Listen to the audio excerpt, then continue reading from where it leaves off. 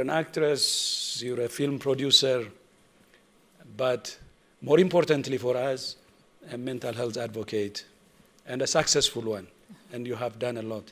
And I was saying to your colleagues, Triple L Foundation, the Live, Love, and Laugh. Yes. As you know, the very definition of health is a state of complete mental, physical, and social well-being. It's not merely an absence of disease or infirmity. Yeah. But as you also know, mental health is the most neglected. And people with mental health face severe human rights violations, stigma, and discrimination. But not only that, around 80% of them, people with mental health conditions, do not have access to mental health care they need. So the problem is really, really serious. And for someone like Deepika to really take on this big cause is, for WHO, such a great opportunity, and for me today, a great opportunity too. People like you, like Deepika, will really change the tide. And I hope this moment will also increase the awareness, improve the awareness, and help people think about the enormous problem we're facing, especially with mental health, and decide to join your movement. So, having said this and congratulating you for all your achievements and expressing my respect, for people maybe who may not be familiar with what you're doing, a very strong advocate of mental health, but what triggered that? Why?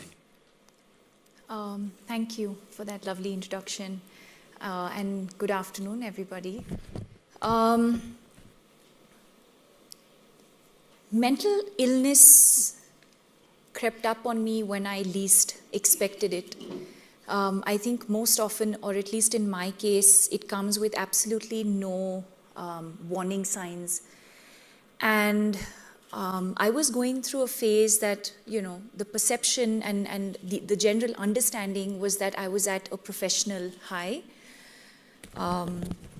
I'd had successful, consecutive hits professionally at the movies. I was in an amazing relationship. My parents and my sister have always been, extremely supportive of everything that I've done in my life. And so everything that we think should be okay in our life was going more than okay. It was absolutely perfect. And I remember waking up just one morning, leading an absolutely normal, or what I thought was normal. It started with, I fell, I fainted. There was a complete blackout, I fainted, I hit my head. And I used to live alone at this time, and luckily the house help had arrived. And she saw me lying on the floor and, sort of revived me. And then, I gained consciousness. I sort of slept through the day, got an appointment with a general practitioner, went and saw him. He said, oh, it's nothing. It's probably just exhaustion, or your BP just fluctuated. And that was it. That was sort of the physical symptom. But what I was also experiencing was this sort of hollow, sort of empty, pittish feeling in my stomach. I would break into a sweat every now and then. I would just suddenly get into these sort of panic phases where I just felt like, I needed to just get out and, gasp for breath. And I would just cry, like out of nowhere. I would just break down and cry there was no one really had to say anything to me, or I didn't necessarily have to be in a specific place. I would just, I could be in this room and suddenly just feel like I need to cry and express myself. And then there were days when I just didn't want to get out from bed. I would just want to sleep and not wake up. because to me, sleep felt like my escape, and I felt like I didn't have to deal with the reality of what I was experiencing. I didn't want to eat, I didn't want to interact with anybody, I didn't want to, I didn't want to go to work. I had lost, motivation with absolutely everything. And fortunately, my mother happened to be there a couple of months into this. My parents live in a different city and they had come to visit. And I was sitting in their room and they were packing up and ready to leave. And I had one of those moments where I was just watching her pack and I broke down. And she looked at me and she said, "What happened? Is everything okay?" And I said, yes, everything was okay, but clearly everything was not okay. And, she asked me the routine questions about, is it my relationship? Is it something at work? And I just kept saying no, and I didn't know what was that one thing. I couldn't point my finger at it. And she immediately looked at me and said, "Deepika, I think you need professional help." And that's when we called Anna Chandy, who, at the point was a family friend, but also a trained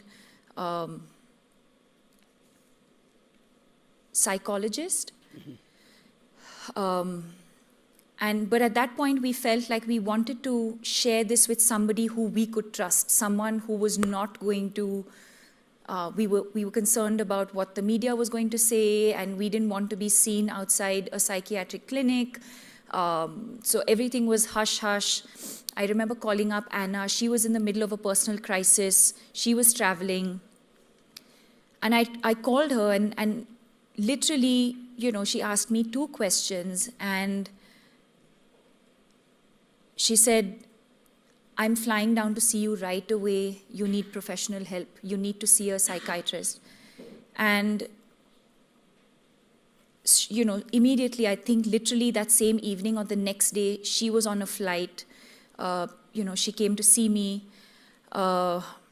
We then, together went to another doctor who finally diagnosed it as clinical depression. And I remember after struggle for so many months of having to go about the motions of doing everything, going about my professional engagements, having to speak at events, having to perform scenes, having to engage with people, having to do all of those things, but actually not being present. I remember feeling a sense of relief that, wow, at least now we know what this is that I was experiencing, because I think that the toughest part in the journey for me was not understanding what I was feeling, or not understanding what I was experiencing, not being able to explain to people what it is that I'm feeling. So if people would say, "Hey, how have you been?" And I would have to lie and say, "I've been great, I'm fine." When actually I was not feeling okay, because I didn't have the strength and I didn't have the words to explain to somebody what I was experiencing. And so just the diagnosis in itself, to me, felt like a massive relief. At least now we knew what this was. But I think this is where, my journey to recovery began, because I think accepting what Dr. Shyam Bhatt told me was equally an important part of my journey to recovery. And I think what I see around me very, very often is 2 things. For example, when my mother said, "I think you need help," I could have easily rejected that and said, "No, Mom, that's crazy. This doesn't make any sense. I'm not seeking professional help." A. B, the other situation could have been my mother could have completely discouraged me from seeking professional help. So I think the 2 things that we managed to achieve here as a family is, 1, the fact that somebody close to me within my family recognized the signs and symptoms, 1. 2, encouraged me to seek help. 3, that I was open to the idea of seeking help. And I accepted the fact that, okay, if our body is sort of susceptible to illness, so can the mind. And, you know, and I think that's when I understood the importance of the mind and the body. And understanding that in the same way that we take care of our physical health, it's equally important for us to take care of our emotional health, our mental health. And then, of course, that's how my journey to recovery began. It is during that time, I realized that there was a lot of stigma, there was a lot of hush-hush, there was a lot of not wanting to share with too many people what I was experiencing. And I think all of those experiences made me reflect on why we was behaving, including myself, why we were behaving a certain way. Why was I not telling somebody that, you know, I'm not feeling okay emotionally? Why is it that I was seeking professional help in, privately? Why was I not confident enough to do this publicly and with people spotting me? That's okay. And it was all of those experiences that made me think and reflect and say, one second. I took a step back and I said, why have we gone about this way? And I think that's when I realized the stigma and the lack of awareness that's associated with mental health and mental illness. And that's what led me to come out publicly with my experience with anxiety and clinical depression, and subsequently setting up the Live, Love, Laugh Foundation, because through that process, I felt like, through an interview or through the press or through the foundation, if I was able to express the signs and symptoms that I experienced, and if there was even one person in this room who identified with those signs and symptoms and said, you know what, I'm going through the exact same thing, but I've not been able to put a finger on what it is that I'm going through, I wanted to make that journey that I had been through of the unknown, of not understanding what I was going through, I wanted to help somebody who's probably in that same situation, not understanding what they're going through, and probably help them understand their signs and symptoms. And that was sort of the intention of going public with the illness, and then also subsequently setting up the Live, Love, Love Foundation. Thank you. That is so moving. And one of the souls actually who saved herself. I think from your story, many young people can learn. We're losing a lot, 800,000 a year. And this is one of the largest killers of young people. Yes. It's serious, and that's why. So what would be your advice to young people? What they should do for themselves and what they should do to help others? I think there's a lot of things that the youth can do. I think that we can do as individuals. I think to begin with, just to become a little more aware as people. So let me give this in two perspectives. One is, say, for someone like me who is experiencing anxiety and depression. I think if I feel certain signs and symptoms, whether it's restlessness, whether it's not being able to sleep, sleeping too much, or lack of sleep, whether it's irregular, your eating patterns, are you eating less or are you eating more? Are you feeling a sense of sadness or low for a prolonged period of time? And I think it's very important to understand the difference between sadness and depression. Sadness is something that we all go through in our lives for various reasons: death, failure in an exam, heartbreak. I think sadness is transient. Depression is not transient. I think depression sort of lasts for a much longer period of time.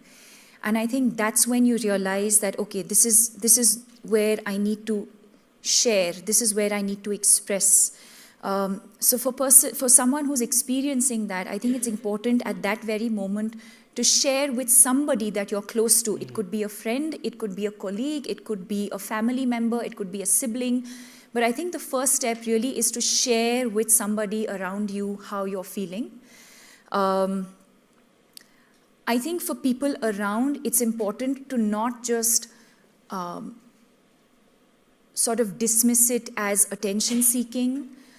It's important for us to feel empathy towards the person who's telling us something.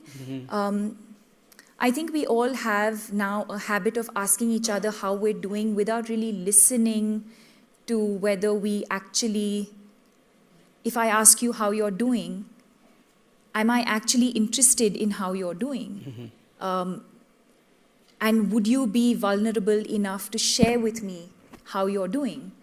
So I think all of those things, I think in the way that we engage with people on a daily basis, sharing with each other, understanding from each other, I think, and then of course seeking help. So it's important for caregivers to encourage those feeling certain signs and symptoms to seek professional help. There is a lot of stigma, especially in our country, especially in India, there is a lot of stigma with regards to seeking professional help. Parents do not want to take their children to counselors or to psychiatric treatment because they're concerned about what other family members will think. They're concerned about what society will think. And I think, I've come across situations where there are people experiencing mental illness who want to seek help, but somewhere the family is not willing to allow them to do that. And sometimes it's the other way around, where the parents want their children to seek professional help and the child is resistant to that. In my personal experience, I think acceptance of medication, I think for me, it was a combination. Again, I'm not someone who can, prescribe and say, yes, you should take medication, but I will say that in my personal experience, it was a combination of taking medication as well as lifestyle changes that have led to where I am today. But it is also a constant taking care of myself. It is an illness that can come back. So I have to take care of myself on a daily basis. The amount I sleep, what I eat, exercise, mindfulness, all of those things are things that I still have to do on a regular basis to ensure that I don't go back into that dark world and dark space again. Yeah, thank you. So together we hope to make a difference. Namaste. Namaste. Thank you.